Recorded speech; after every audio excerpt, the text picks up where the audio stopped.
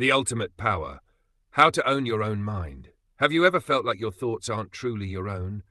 Like an invisible current constantly pulls you toward doubt, distraction, or the overwhelming opinions of others, steering you away from what you genuinely want to achieve? What if the most profound power you possess isn't something external, not your wealth, your connections, or even your raw talent? No, but something far more fundamental, something that shapes every single one of those things. It's your mind.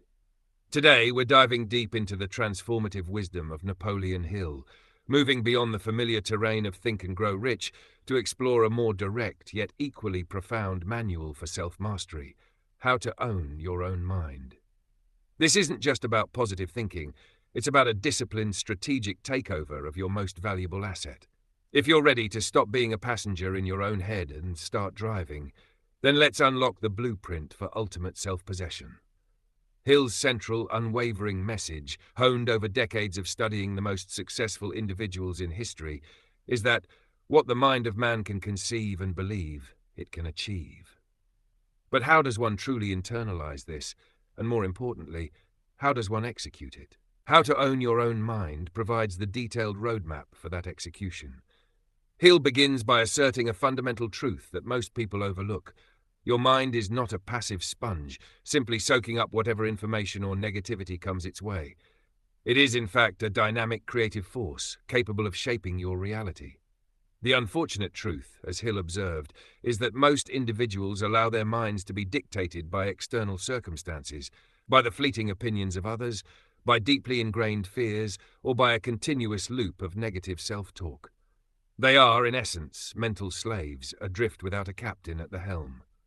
The profound purpose of this book is to empower you to break free from these unseen chains and become the undisputed master of your own mental domain. Hill distills this intricate process of mental mastery into several interconnected, foundational principles.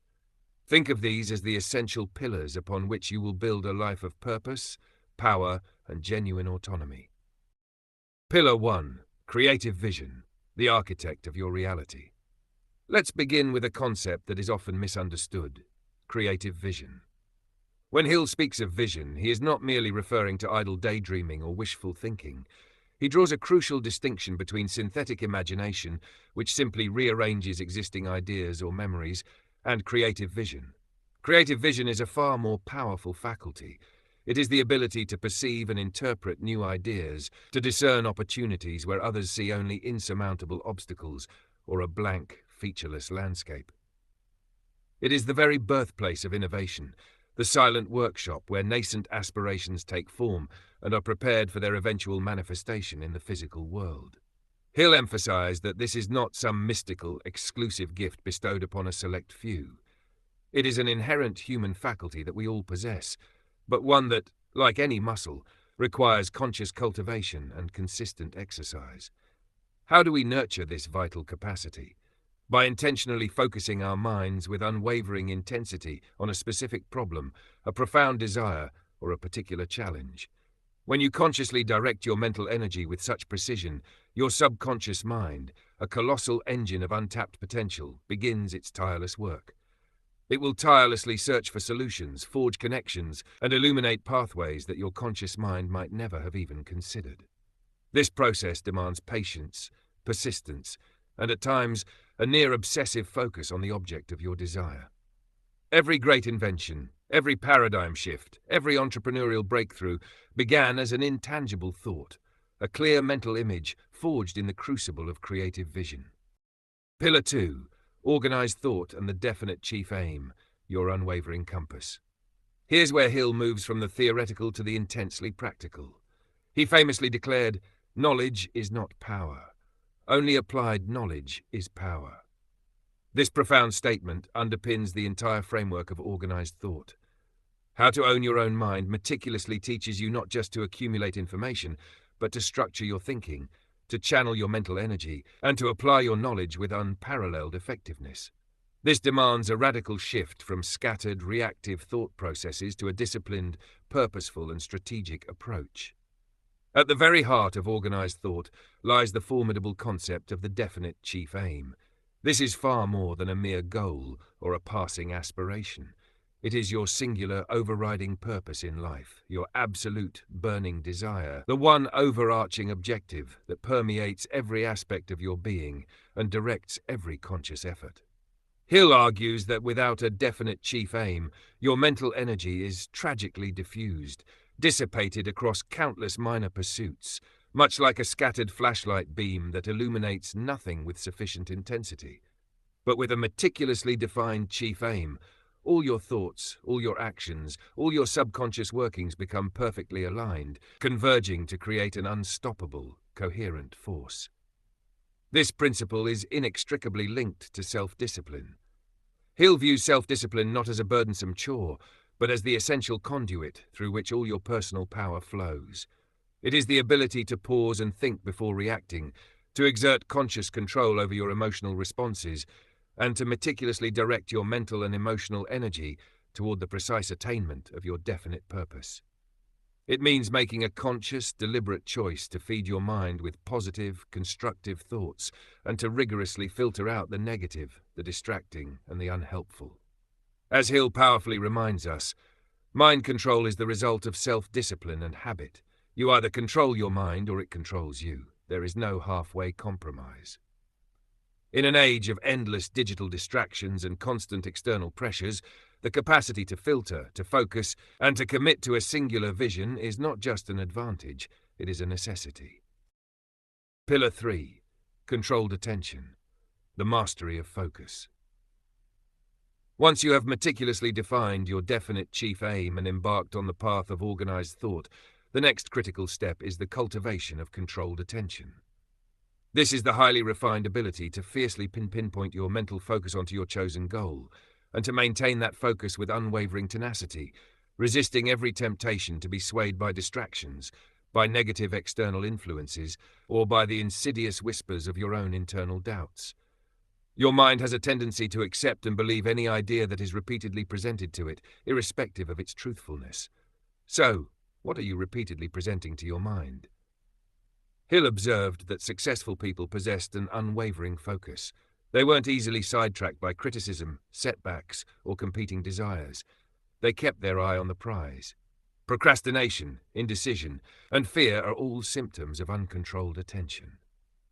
In our current world, a landscape saturated with an unending bombardment of information, notifications, and stimuli, the ability to consciously control your attention is arguably more valuable than any other skill. It's about consciously choosing where to direct your mental energy, rather than allowing it to be hijacked. It's the muscle that allows you to work deeply on your most important tasks. Identify your biggest attention thieves. Practice single tasking.